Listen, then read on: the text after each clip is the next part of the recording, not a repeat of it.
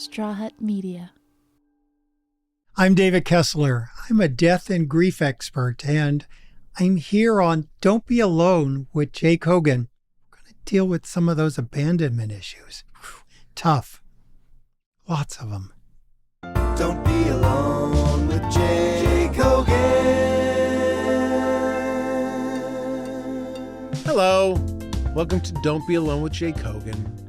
I am, guess who? I'm Jake Hogan.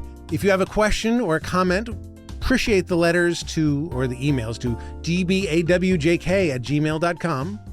And I will answer each and every one. And I'm always looking for the big life question that my guest and I can answer.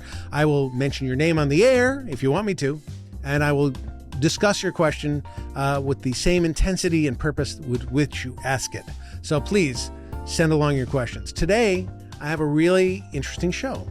It's with a grief expert named David Kessler. Now, David is a guy who's helped many, many people for many, many years dealing with grief. It's all about loss. We feel grief when we lose a job. We feel grief when we lose a boyfriend or a girlfriend. We feel grief when we have to move. It's all grief. It's all grief all the time, which is why this guy is making big bank.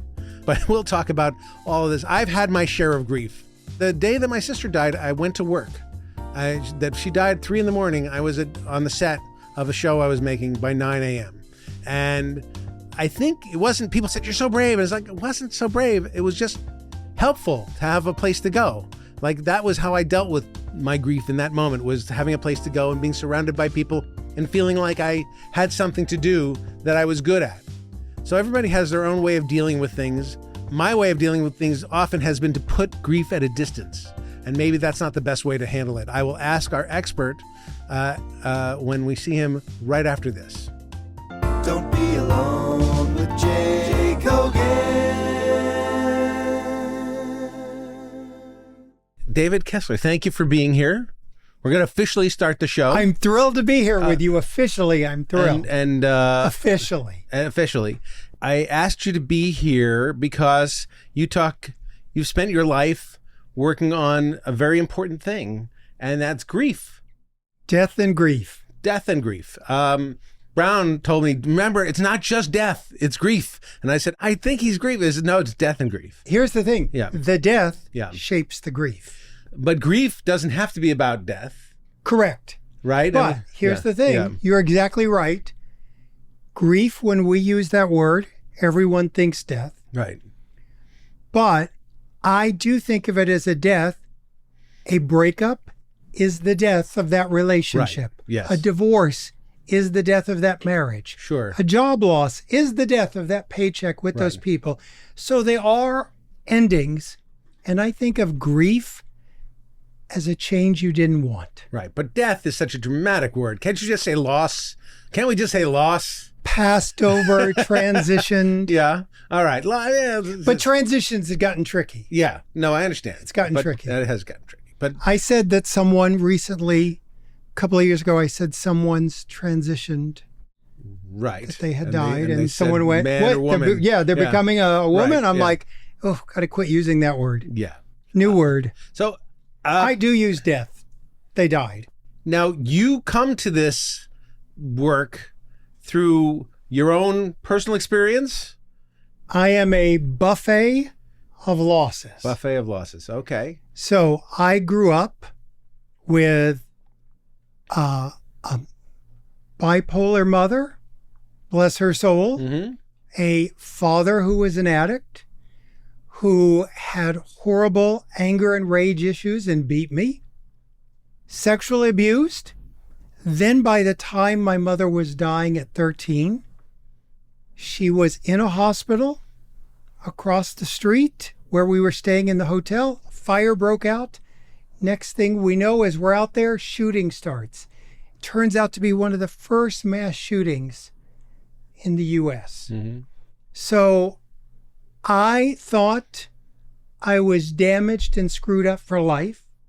And that really put me on this journey to understand, is there a better way to die? Is there a, my parents, when my mom was on her deathbed, were discussing monogamy, which you should not discuss in front of your kids. Right. Just a note to the listener. Right.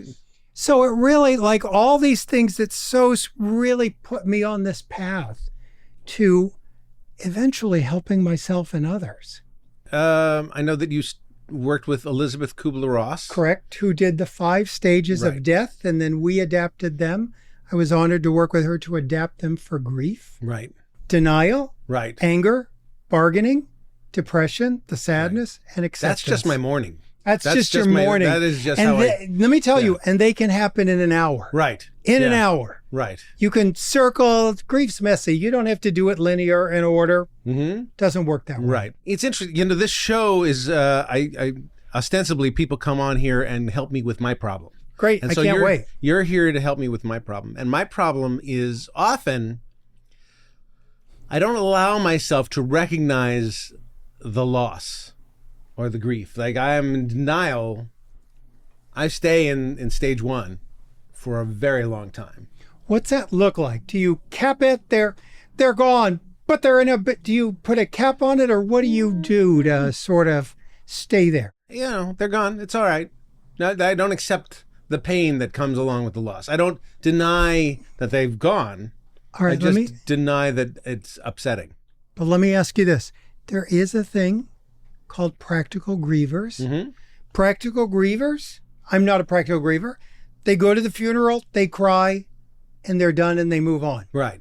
You sure you couldn't be one of those? I could be one of those, but I feel like I'm deficient. If that's it, then then I'm a robot. And that seems to be a problem. Me being a non-practical griever, when I'm with practical grievers, I often feel like they don't have enough feelings, right. But they feel like I got way too many. Okay. They don't want to swim in feelings. Right. The way swimming in feelings helps me get to the other side. They're like, I don't need the swimming. I'm good. Yeah. I mean, I'm kind of like that. I've experienced a lot of loss over time, and sometimes it hits hard, but often it doesn't. And here's why. I think I'm aware that death is part of the deal. Right.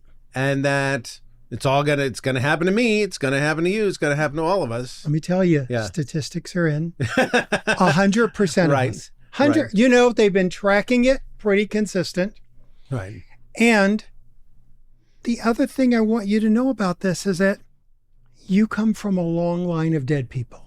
That's true. Every ancestor you've had has died. Right. Some not soon enough, honestly. Some not soon. Right. Well, that's your take on it. Yeah. That's your take. Okay. And we organically know how to do this. You're built to take a number of hits this lifetime. You are built for loss. Okay, but I thought you were going to say we know how to do this, meaning we know how to die. Not so much. We can get into that. I want to get into that. Things have gone wrong with that. I know people who've died well. Correct. And I know people who've not died well. Correct. And I really, really, really want to die well. Like, that's a big goal of mine. I can help you with that. Okay. Being prepared for it is part of it. Understanding that it's not necessarily the world's biggest tragedy, but it's part of what is going on is part of it. My friend, I had a friend, Sam Simon, who is one of my mentors, who died of cancer. And he had a very good attitude towards death. He just says, it's happening, and I'm doing it, and I'm gonna fight for every day of life, but when it stops, it stops. He didn't believe in God, he didn't believe in heaven, he didn't believe there was something else, but he was okay. Right. He sort of accepted the reality of it. And to me, that is a very good way to be. Right. And for people who are dying and their loved ones, the grief before the death actually has a name. It's called anticipatory grief. Ah, okay. It's the grief we start feeling before. And I always tell people, when you have a loved one who's dying, you got 2 things to do. Feel the anticipatory grief and don't attend the funeral early. Okay. Don't get there early. You still, if you got a day with them, you got a day with them. But what is the feel the anticipatory, what is that part? Like, how do you differentiate? How do you not spend that day crying? Not about that. How do you not spend that day fighting it? Like, here's the things. Family members who sit down with the doctor and hear the news, it's terminal, time's limited. The family members who say, doctor, they can't die. You've got to do everything for them. I mean, we got to, I don't care what it is. I don't care if it kills them. We got to do it. Do much worse, and the patient does much worse than those of us who go, okay, how can we make the most of the last? Right. How do we not fight it? It's the fighting it. You know, the thing, we're like our culture. Here's why we do it wrong. In our culture, we're like raised with rage against the dying of the light. First of all, that was about blindness. It wasn't even about death. Right. So how do we, and I'm not talking about a child dying or someone tragically dying suddenly, but if someone's up in age or long illness and their time is coming, how do we not scream at the sunset of their life? Right. How do we sit there with them and be present? Yeah, I mean, it's interesting. My father, who listens to this podcast, hello, Dad. Hi, Dad. Can I call him Dad? Or, sure. Sorry, what's his Arnie, name? Dad. Arnie. Hi, Arnie. Hi, Arnie. You know, he's 90 years old, and he says, like, I don't know how much time I have left. Maybe a year, 2 years, 5 years of it crazy. 5 years, and I'm not. And I don't say, no, you're wrong. I say, you're 90. We don't know. Like, I can agree with him without freaking out, saying, you're not saying, I won't accept that truth. Right. He's very accepting of that truth, and he's okay with it.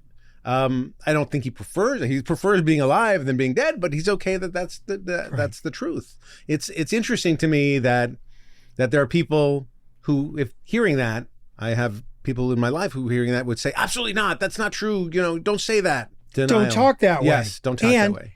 We talk about that as bright siding or toxic positivity. Yeah. Don't talk that way. Well, I don't know. When can, like 95, can you start talking that way? 100, are you allowed to talk? I mean, can we go there? Now, here's one of the harsh realities of life. This is really the harshest thing, I think. We all have a lineup in our mind. We all, Dad's next. He's 90. Right.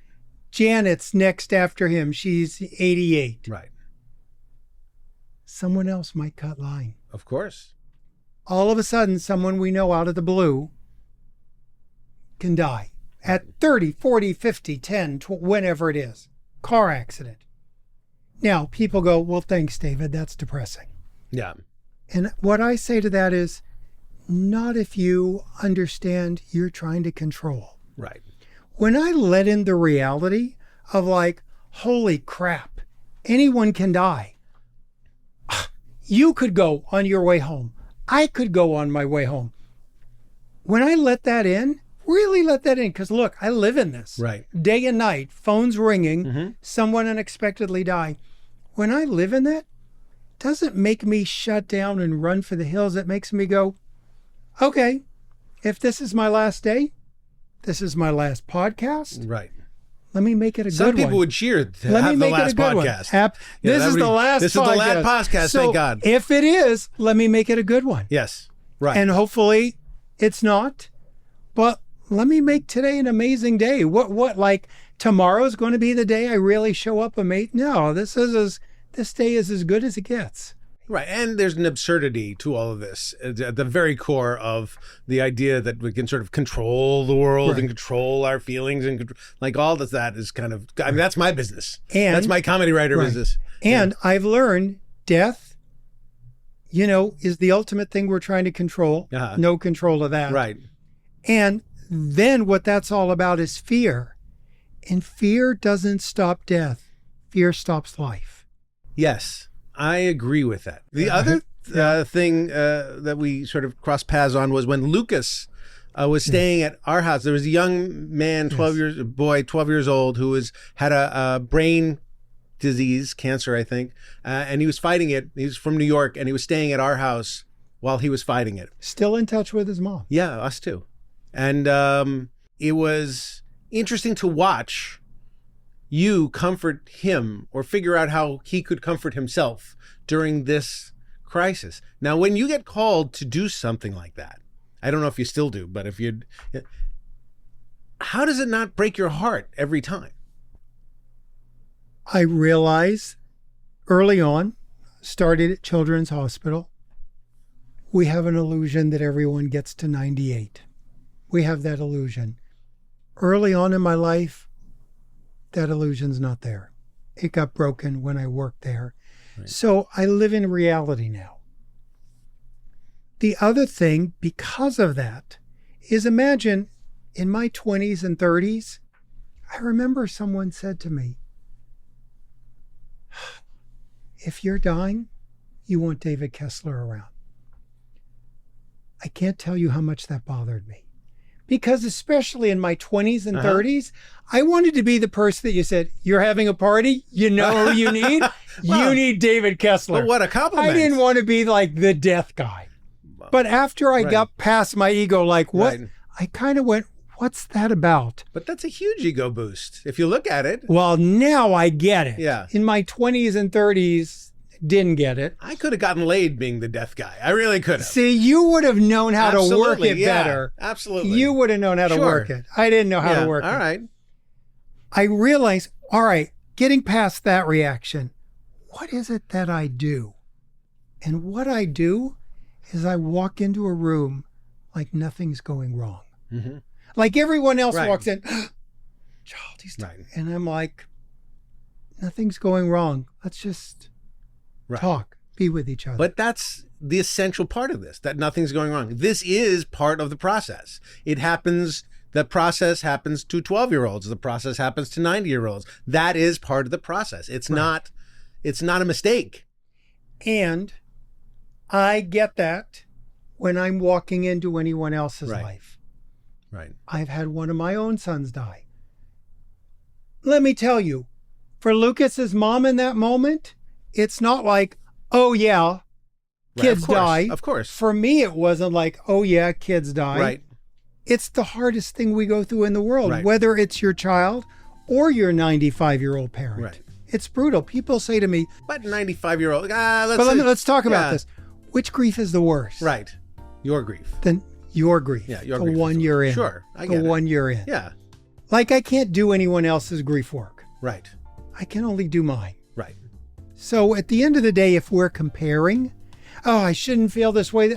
You're in your mind, you're not in your heart. You don't have a broken mind, you have a broken heart.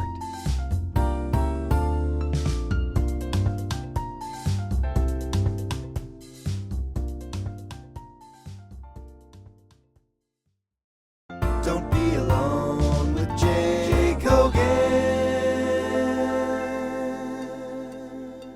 The grief I've experienced, the weirdness of when I'm with somebody I love who's dying and sick, and not only needs my comfort and my presence, but also my physical help with their physical being.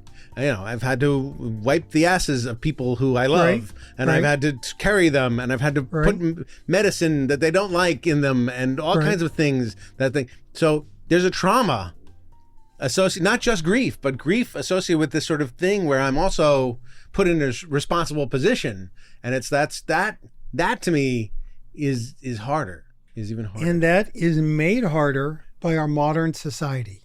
Yeah. You know, I tell people, if you live in a house built before the 40s, you have a wide door so the casket could come in. I always say I'm teaching people what our great-grandparents knew. They knew how to be with the dying. What we find traumatic because it doesn't look like TV. Right. It's much harder. You don't see a cleaning shit on TV. It never happens. You don't see a caring. That's why my pilot cleaning shit never went. Very difficult. I tried to sell it. Could we work together? Yeah, we could try. Yeah. We could try. But anyway, I haven't thought about that. Yeah. But, you know, we forget, like, even the parlor, your great-grandparents had a parlor. Yes. The parlor moved into the funeral home. Where did illness go? It went into the nursing home, into the hospital, into the assisted living. Right. Even your front room, one of the major magazines of the time, said it shouldn't be a dying room. It should be a living room. Right. So we changed it from a living room, dining room to a living room that we all Right. have now. Even the coffee table where Yeah. the casket's at. Right. That was for the casket. I had no idea. So it's all around us, Mhm. but we don't know how to be with Yeah. it. And it's true. You know this. I often think about one of the holiest gifts we can give to one another, and you probably have heard this from Judaism, is a gift that can't be repaid. Yeah. When you're with that dying person, whether it's giving them water, they're not going to be able to do it for you in 2 years. Right. It's an amazing gift. It And is. we weren't taught that. I feel. And it's not supposed to be pleasant. Right. Not Well, ever it's going to not- go there. It's not pleasant. There's no how can we make our Right. cleaning shit script fun. Right. It's not going to be that. Right. Now, here's another question that I have. Now, I, generally speaking, do not like to attend funerals. Because? I have a little social anxiety when I go to funerals of seeing people. I also, the person that we're honoring at that funeral is not going to know that I'm there. Yeah, when I go, I'm thinking that I'm comforting the living, the people, the grieving, the other people who are grieving there. And then I also And think, what if you are? and that's fine, but I think that my presence doesn't really matter most of the time. Most of the time. How are you at birthday parties? Similar, a little bit anxious to go and don't like the big crowds. I think birthday parties, like when I explain to young kids, when they're like, what about the funeral? What's the Right. funeral? How do I explain? I always say to them, you know how when we went to grandpa's birthday party, happy birthday is another way we say I love you. Right. And going to the funeral and saying goodbye is another way we say I love you. Sometimes the I love you's for the family. Maybe it's for the person. Right. But not a surprise that you got anxiety around Right. both.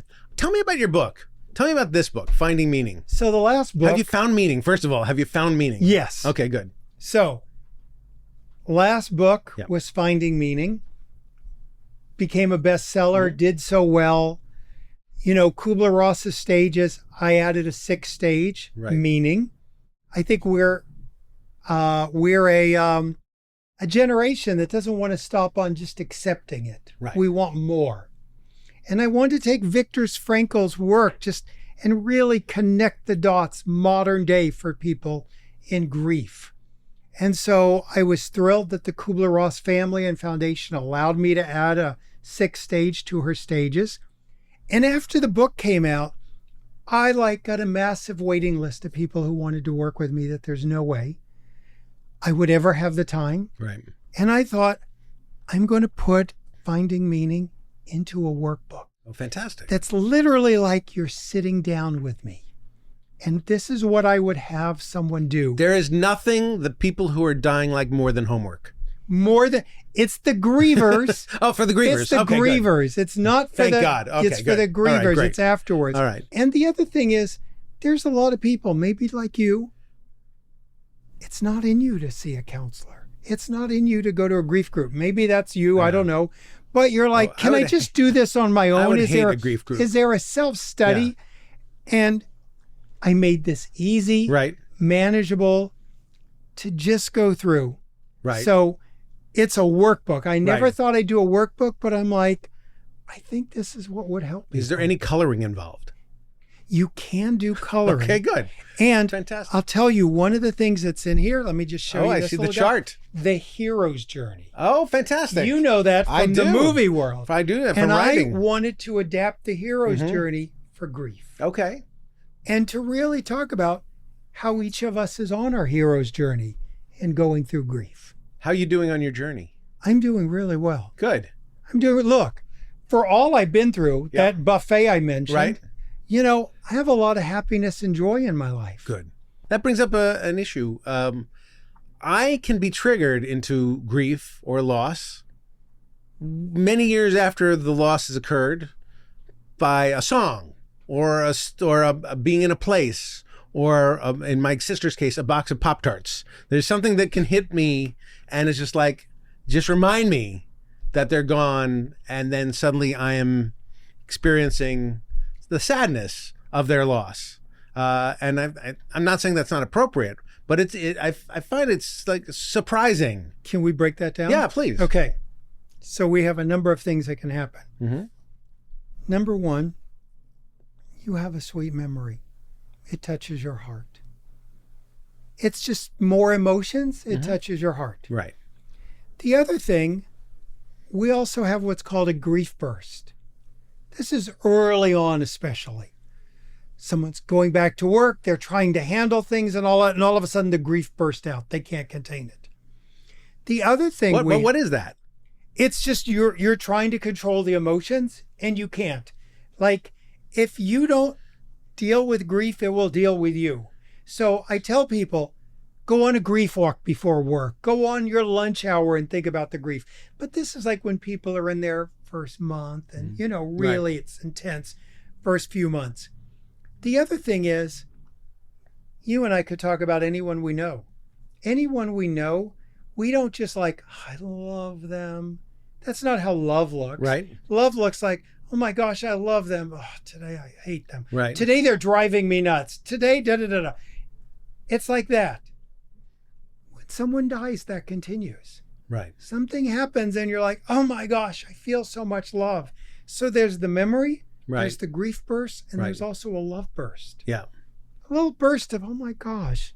But the love burst sometimes is accompanied with a tinge of the sadness that they're not here. Right. So like, it's not always, and I'm not saying it hasn't happened, but it's not always clean and clear. Like, oh gosh, I love that person. It's like, I love that person. And all right, let's talk about Yeah. So I'm at Disneyland and I was there with my sister's daughter and my sister's grandson.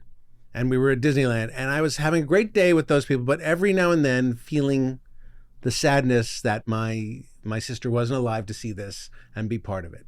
And in addition to that, there's a loss, how she died, which was of breast cancer. So I'm having this image of the pain that she went through and the difficulty of her experience when she was trying to stay alive and couldn't. So it's all wrapped up. It's all wrapped up in walking, through Fantasyland. Maybe a little post-traumatic stress. Mm-hmm. Not disorder. Yeah. But maybe a little post-traumatic stress. Just the idea, if I was with you in that moment, or I was telling you how to handle that moment, I would go, Jay, it is so tragic how she suffered. Not suffering anymore. That's the past. If there's an afterlife, she's fine now. We're fine now. Thank goodness that moment's over. Post-traumatic stress isn't that we remembered the past. If you just went, oh my gosh, how she suffered, so glad that's over. That's one thing. The is you're beginning to re-feel it. Yeah. And you want to remember it, not re-feel it. Another trick with that is a hack that I use is sometimes go, that was then, this is now. That was then, she was suffering. Now, suffering's done, over. Kids are okay, we're okay. The fact that she's not able to come to us to Disneyland, in my mind, will always be sad. Means that she's suffering. Even though she's not suffering because she's not here, but her loss of not being able to have that experience is wrapped up in having that experience. So give it to her. Meaning? I remember I was in Yosemite and I got this tinge of, this is just me, may contradict some religions, this is just me. I was in Yosemite and I went, oh, this is so beautiful. I can't believe my son will never see this. And I quickly got I am seeing it. I am seeing it. Maybe she is seeing it through your eyes.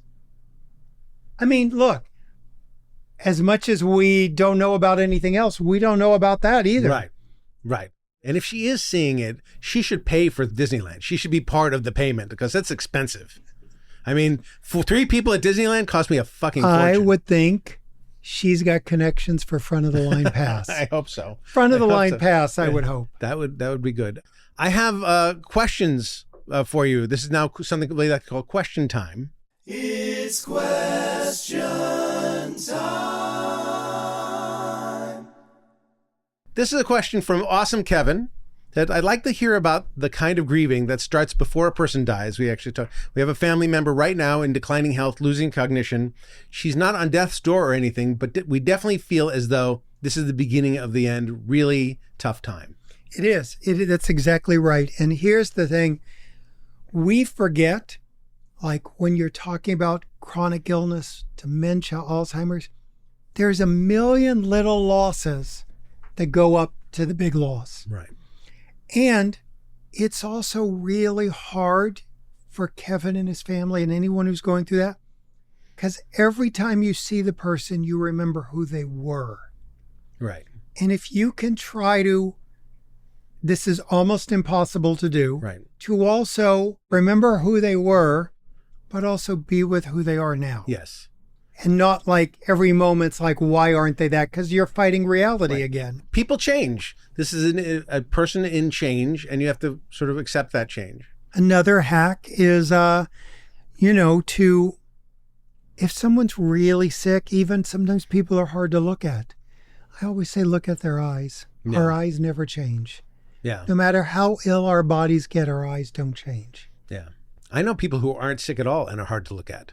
So that's, I'll try to remember looking at their eyes. If he wants a book, the book's The Needs of the Dying, the first book. The Mother Teresa book. Sure. First book, The Needs of the Dying. It really walks. You had a fan. Mother Teresa was your fan. Who has that?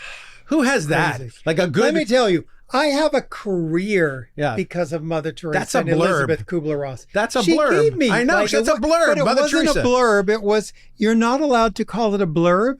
It was a praise. Okay. Well, She doesn't blurb, praises. Well, you got a nice praise. That I was got a nice praise from Mother Teresa. Can I tell you one other thing? Yeah.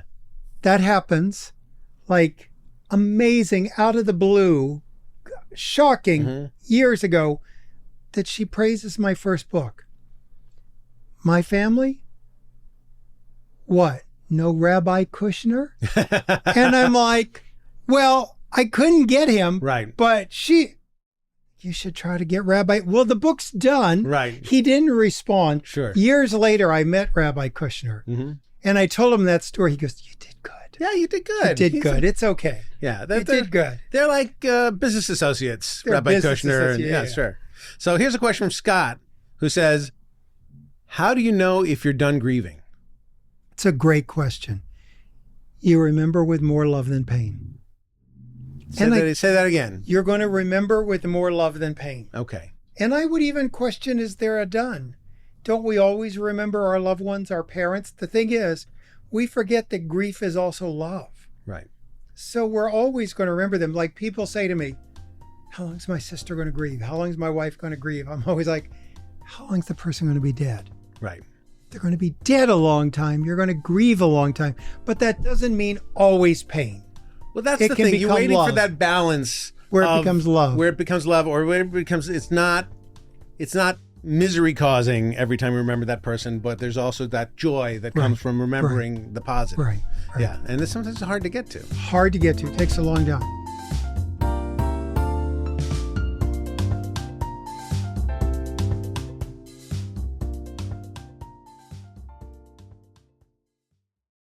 Don't be alone with Jake Hogan.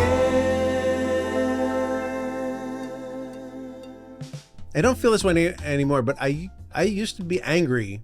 I was angry at some people who died at their own hand. The suicide, conscious suicide, and also people who were addicted to drugs and just killed themselves through. I used to get angry at those people. You know the new reality of this? I assume it's medical. It's a medical cause, and that's what chemistry has caused this to happen, and that's why they're doing this. We now know that it is an illness of the mind. Right. There's no choice. It's not like, here's the thing, think of it this way. We can take either one of them. Let's take addiction first.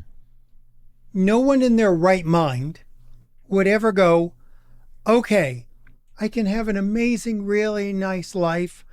I can go to meetings or rehabs and ruin my life and ruin my family.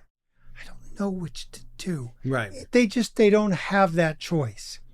And especially, the odds are stacked against them now. Like, companies have made drugs so addictive now. True. Don't stand a chance. Right. Death by suicide, another illness of the mind. Same thing. All right, let's see. I can fight these horrible thoughts every day of my life. I can see psychiatrists. I can be on pills, or I can have a great life. No. Our wiring is misfiring. Right. No, Our wiring is misfiring. And despite their efforts and our efforts, one of the things we don't know now, we know, because this is where it's confusing for people, we know now, I had a little cancer on my face. We know now, there's cancers, no big deal. They get rid of it, stage 1, da-da-da. And there's advanced stage 4 aggressive cancer. Right. You're going to die from it. Right. Someday in the future, we're going to know, stage 1 addiction. Go to a meeting a week. Mm-hmm. You're going to be fine. After 5 years, you probably won't even need it. Maybe you will need to keep going. That's stage 1. Stage 4 addiction, I'm sorry. Going to be losing you. Yep. Same thing, mental illness. Oh, stage 1, you're going to be a little sad, ups, downs. Stage 4, nothing we're going to be able to do. I've seen it. I've seen stage 4 in both those things. And I've seen people go from stage 1 to stage 4. And I absolutely 100% see the chemicals, the chemistry in their brain turning themselves off. And we see children with suicidal thoughts as young as 3 and 4 years old. Wow. Like, just, you're get another job, you'll be fine. Yeah. Well, what are we going to say to a 3 and 4-year-old? Right. Something's off there. I've had friends. I mean, there's Gary Goldman, who was on this show, comedian, was talking about he had suicidal ideation very young. Very young. Yeah. And it's surprising. And in grief, you have a loved one that dies of cancer, you're going to get 89% support from friends and family. Right. You have a loved one die of addiction, mental illness, death by suicide, drops down to 20%. No one's showing up with a casserole for you. No one's checking on you. Because they can't handle it? Well, they think the person brought it on themselves. I see. And here's the other thing. Just think about this, why wording matters. First of all, we shouldn't trying to get people not to say committed. Right. Committed means a sin. Committed means a crime. Using the phrase death by suicide. The other thing is we say, her uncle was a suicide. Really? Was her aunt a pancreatic cancer? Right. We shouldn't make how anyone dies their identity. But it's part of the story. But it's not all of their that's story. Right. Yeah. How they died isn't their whole story. Yeah, I want how I die to be part of the story. I definitely want. I'm sure it'll be interesting for you. Yes, I mean, if not, I'm going to juice it up a little. Something like I'm going to do something. Some interesting death would be cool. I'm going to say, Brown, things are a little boring here. What can we do? I've always wanted to do that, Bugs Bunny style stunt of just trying to jump into a glass from a large highway. Like, if you knew we were going to die, why wouldn't you do a stunt to end it? What if you were just in the deathbed in a big bunny suit? That's fine. I mean, just a little something that throws people when they come in the room. Itchy and uncomfortable, I'm thinking. But a little slit in the back for right. what when that time comes, sure. No, cleaning. I have a question here from... I've never had these conversations with anyone before, just so you know, right. Jay. Grayson says, I always find it weird how much we shelter kids from death in our society. What kind of considerations should we make to give kids room and freedom to grieve? And am I wrong to think that more kids should go to funerals? Oh, God, this is my friend. I don't know who he is, but he should be my friend. Smart guy, yeah. Here's what we know. I got to tell you, I see more people who have so many issues because they didn't get to go to the funeral. Right. And one of the things our modern world has done that I think is kind of wrong is this informed thing. You're going to say to your 4-year-old, honey, do you want to go to daddy's funeral? I don't want to force you or traumatize you. People tell me, I don't want to force my teenagers, my kids. I'm like, you're forcing them to do everything. Right. Oh, no, I would never. No, you're forcing them to go to school. Right. You're forcing your kids all the time. It's a moment. So the worst thing I've seen is that 4-year-old who doesn't get to go to the funeral because they said, no, I don't want. By the way, the normal thing, like you know this, to say to anyone, do you want to go to the funeral? No. Is no. Right. They're not a want to event. Yeah. That 4-year-old and 6-year-old says, when's Daddy's next funeral? I want to go after all. Yeah. Oh, honey, you didn't realize that was a once in a lifetime event when I gave you the decision to make it 4? Horrible. In my family, we make the kids dig the hole. Dig the hole. Well, and in Judaism, you kind of really got to pack it on afterwards. Yeah. But here's the thing. Kids need a couple of things. They need a little preparation. This is what you're going to see. This is what it's going to be like. One woman said to me, she goes, what about an open casket? My kid can't see the open casket. I said, is it an open casket? Yes, it's going to be an open casket. My kid can't see an open casket. I said, why not? She said, my kid would freak out, David. They'd freak out. Right. I said, projection much? Have you ever seen an open casket? Exactly. She goes, yes, and I freak out. Right. Now, here's the thing. It's how we handle it. If you say to a child, we're going to go to the funeral, it's going to be an open casket. When you go up there, you're going to feel very anxious. Mm-hmm. I don't know about you, Jay, but when anyone tells me I'm about to feel very anxious, it makes me very anxious. Exactly, yeah. So, but if they see us doing a funeral with love and tenderness, it's so helpful. And parents go, that's where the bunny suit would really help. That's where the bunny suit would help. Dress the corpse in the bunny suit, the kids would like it. The other thing is people will say to me, all right, the goldfish died. We didn't tell Susie. Right. We said it swam to the ocean.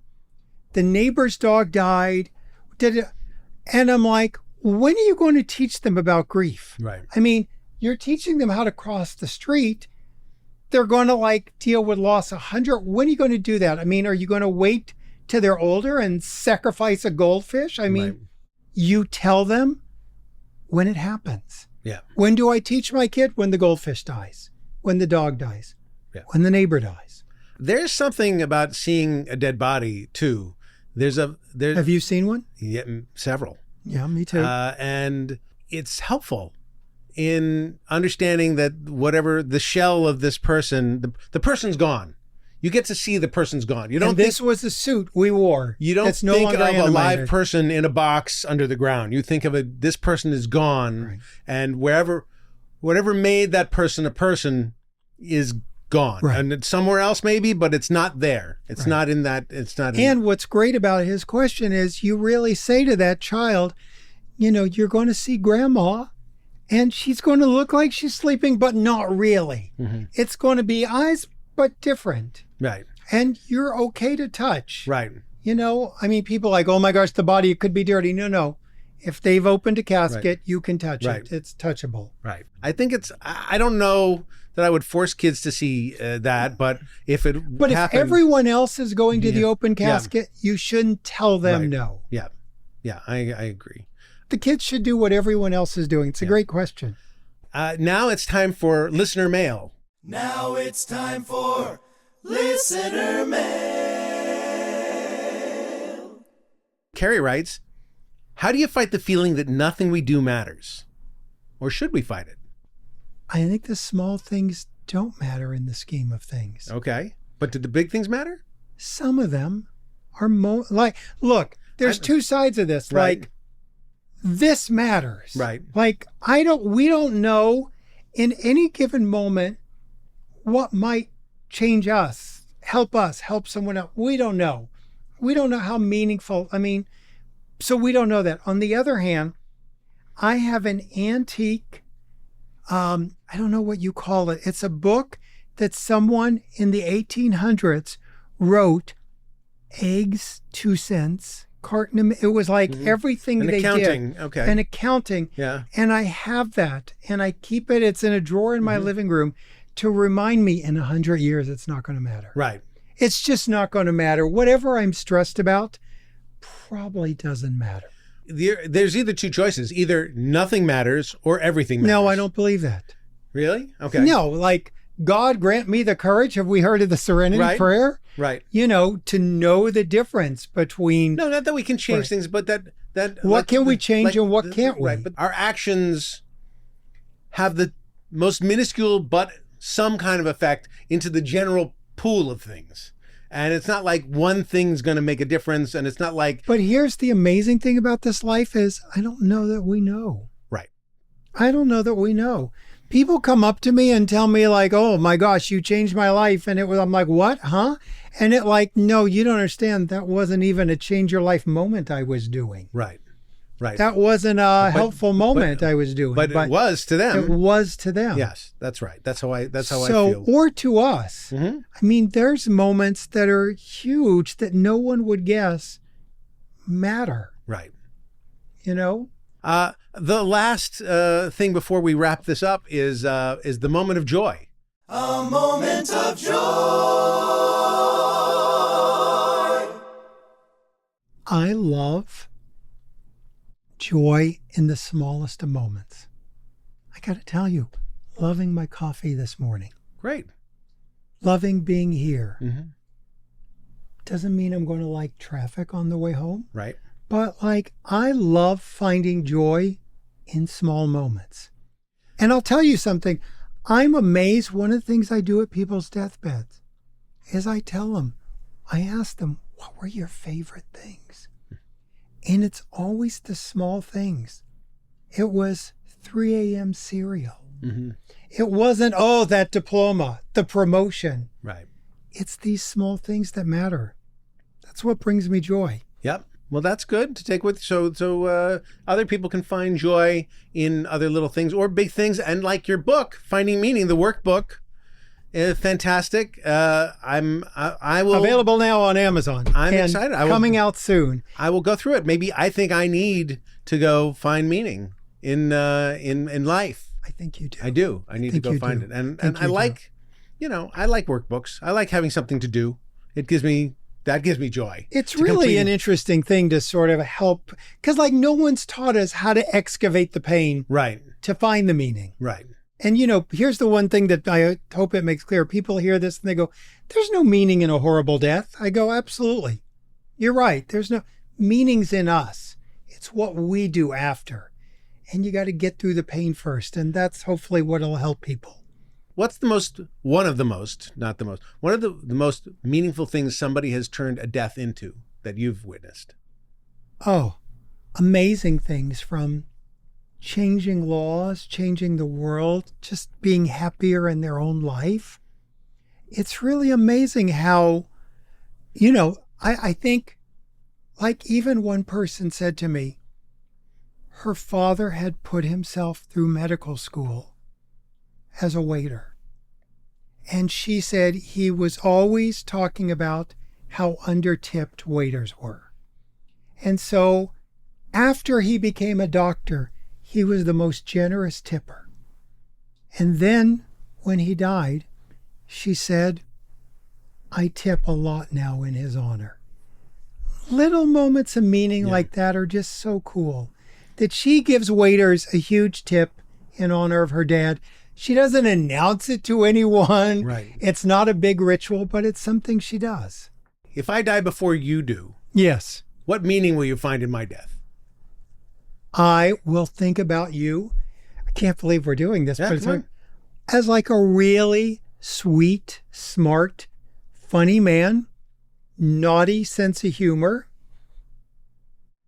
really good comedian. But you Great writer. But Great you won't start writer. a charity in my name. It's like something like Jake No. For This, humor. No. You didn't make it to 5K walk status or no. Yeah. See, that's what I want is a 5K walk no. in my name. All right. No, look, All right. it might take the bunny suit. Okay. Sure. All It right. might take the bunny suit. Well, I'll wear it then. Okay. Well, David Kessler, thank you for being here. Thank I you, really Jay. appreciate it. And thank you, my audience, for being there. Don't forget where I am. Grief.com. Yes. Grief.com. Grief.com. For all your grieving needs. All your grieving needs. And Do you sell a lot of grief merch? no grief merch. You should No get grief into it. merch. Some grief merch. No grief merch. All right. Well, No grief merch. right. And they can find me on all the social media. I am David Kessler. That's how I couldn't find do you. I am Spock. Yes, But I got it. I am David That's Kessler. fantastic. All right. Well, thanks for being Thank you, here. man. And thank everybody. And we'll see you next time. Don't be alone with Jake Hogan.